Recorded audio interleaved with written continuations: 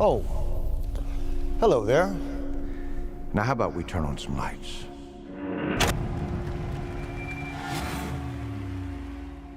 The Game Awards just happened a few days ago, and there were quite a few different reveal trailers, and I thought that it would be cool to kind of have like a positive video for once and talk about the games that I'm most excited for. The actual Game Awards I have mixed feelings on, and if you want to know a little bit more into that, I've already made a video about the awards on my channel, so you can go check that out if you want. But this is going to be a positive video. We're not really going to focus on any controversy or anything like that, just the games. So starting off, I really was surprised to see Marvel Blade. Not necessarily the fact that it's a Blade game, but the fact that Arkane Lyon is making it. I like how they really went out of their way to let us know that it's Arkane Lyon that's making this game and not Arkane Austin. Just a quick rundown for that, for the people who don't know. Arkane is, one company, but it does have separate studios. There's the Arkane Austin and there's Arkane Lyon. Now, I think there's a third studio. I could be wrong, but Redfall, which was that really terrible vampire co-op game that came out this year from Arkane, was made by Arkane Austin. And Arkane Lyon is responsible for the Dishonored games as well as Deathloop. Now, I'm a really big fan of Dishonored. I've played all the games. I'm a huge fan of the second game, especially. The second one is my favorite. I played through that game so many times. I even got the achievement for the Ghost achievement, which to get that, you have to play the entire game without getting spotted by a single enemy, including bosses, which was really hard to do. And that was on my New Game Plus run of the game, and I also got the Clean Hands achievement during that playthrough, so I didn't kill a single enemy either. Deathloop, on the other hand, I actually really liked Deathloop. I felt like the weakest parts for that game were the multiplayer aspect of it, which it had almost like this Dark Souls invasion mechanic, kinda, where people could invade you as this female character and try and kill you. The multiplayer aspect was kind of half-baked and didn't really need to be in there. They could have just focused on making the game a fully single player, and the ending, which was way too quick.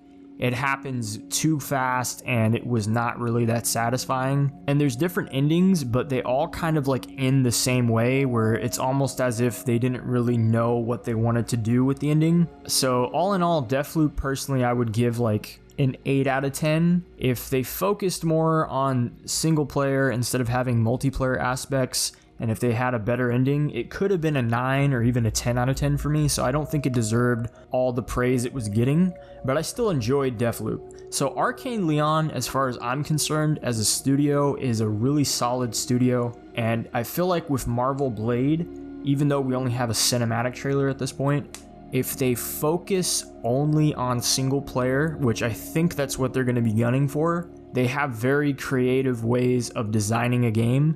So I'm really excited for what they can do. Hopefully they don't make it to where it's like the Spider-Man games and they actually, go out of their way to make something unique and special, because I'm not really a big fan of Blade, but I am a fan of Arkane, and I think just both of those things mixed together, it's like I don't even know what it's going to be like, because is it going to be like Dishonored?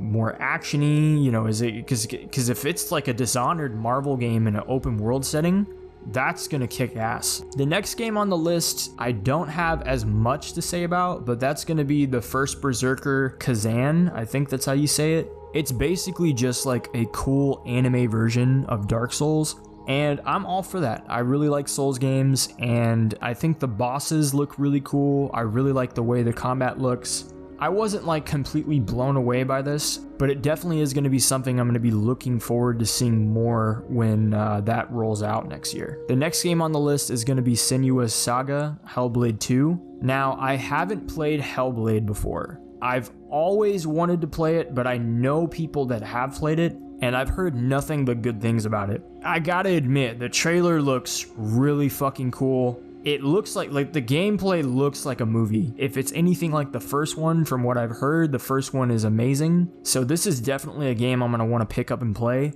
I obviously have to play the first one, but I'm kind of excited because I'm going to try and play it right before the second one comes out, so I can just steamroll into the second one and see how well it holds up to the first or how better it is. So yeah, definitely looking forward to this one.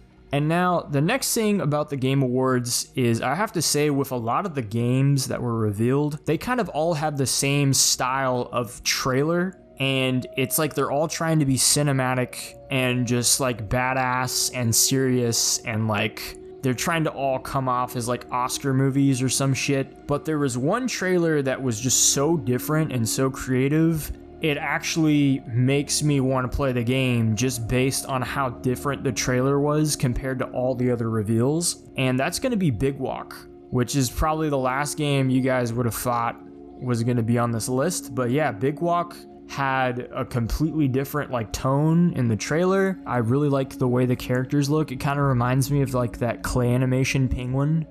I forget what his name is. It starts with like a P or something, and it just has like that colorful art style, and it just seems like something that'd be kind of chill to play with friends. So Big Walk, yeah, like, I mean, depending on how much it costs, like if it's a $15 to $20 game, I'm probably gonna buy it. If it's a little bit over that, then I might wait for it to go on sale or something, but if it's like $20 or under, I'll definitely pick it up. Next up on the list is going to be Metaphor Refantazio, and I don't know if I pronounced that right, but that's the best I'm doing. I mean, what else can I say about this game, man? It's basically steampunk Persona, and it looks just like a Persona game. It's made by the same people that make Persona, and it's just steampunk Persona. I fucking love Persona, man. I've personally never beaten a single Persona game, but I've played Persona 4. I did play Persona 3, the PSP version. I have played both versions of Persona 5. I have the collector's editions for the original 5 and then for the Royale edition. And I've put a lot of time into all the games. I just never beat them because they are very long and I kind of just get burned out every time I play them. But the fact that there's like a new version of that coming out is really cool because I do enjoy those games and I really like the style and the music and like just the vibe that those games have. They're really cool. Sometimes the story's a little weird, but I do enjoy them a lot. And speaking of Persona, the next game on the list is actually one that's kind of already been revealed, which is Persona 3 Reload. I mean, it's Persona 3 just remastered, so it's definitely something I'm gonna pick up. The new trailer was kind of cool, you know, just shows a bunch of different gameplay, and yeah, like I'm definitely gonna buy this. The last game on the list is actually going to be Light No Fire. So I have not played No Man's Sky. However, my brother and all of my friends have No Man's Sky and they play the shit out of that game and they've always tried to get me to buy it. I just never picked it up, but I really like this because it's fantasy, and I'm a huge fan of fantasy games. And I like the concept that instead of like a billion planets, it's just one entire world. And it's really cool how they're gunning for the actual size of a planet. I don't know how good that's going to be. It's obviously, I'm not going to be too excited for it, but the fact that it's going to be co-op and you can fly like dragons and all this shit, and you can build stuff. It just seems like another cool game to play with friends, you know? Now, this is another game that, depending on like the price, if I feel like it's too much for what it is, then obviously I'll wait for it to go on sale, or I might not ever buy it, you know?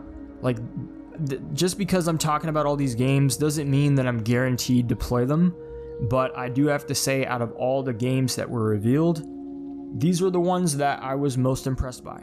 But other than that, guys, that's really it. I just wanted to talk about some of the games that I thought were interesting that got revealed. Now, there's a lot more stuff we could talk about, but really, I didn't want to put too many games that were only just like CGI trailers.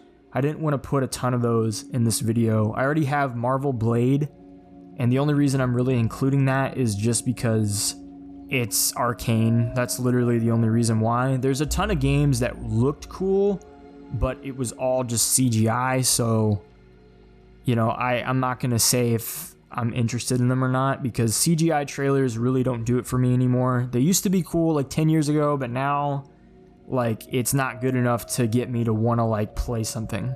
I got to see actual gameplay. But that's pretty much it. You know, I just wanted to let you guys know what I thought was interesting. Let me know what you guys think is interesting. Is there any games I didn't talk about that you thought looked cool? Did you not think any of them looked cool? Do you think all the games on my list look cool, or do you think they're all dog shit? You know, let me know what's up. Let me know what you think. Thank you all for 250 subscribers. We passed our stretch goal, and it's not even halfway. We're not even halfway through December. So that's awesome. I'm almost tempted to set a new stretch goal. Let's do it. Like 300 subs. You guys think we can get it? I think we can. I think we can get 300 subs before the New Year's. But in the meantime, guys, you know, thank you so much for all the support, all the love. It really means a lot to me. Let me know below if there's any topics you want me to talk about, any videos, any games. You know, I'm always here. I'm always listening. I'm always reading the comments. And in the meantime, guys, thank you for liking, commenting, subscribing, sharing it with your mom, sharing it with your best friends. It really means a lot to me. You have a great night, great day, and I'll see you all in the next video.